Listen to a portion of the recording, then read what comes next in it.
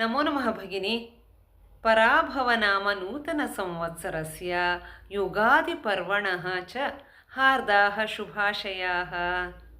देवालयं गच्छामः, आगच्छति वा? किं कार्याणि सन्ति वा?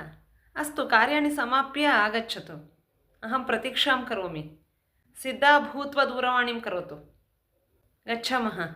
तत्र पञ्चाङ्गपठनं कुर्वन्ति, वयं पञ्चाङ्गश्रवणं कुर्मः तत्र गत्वा।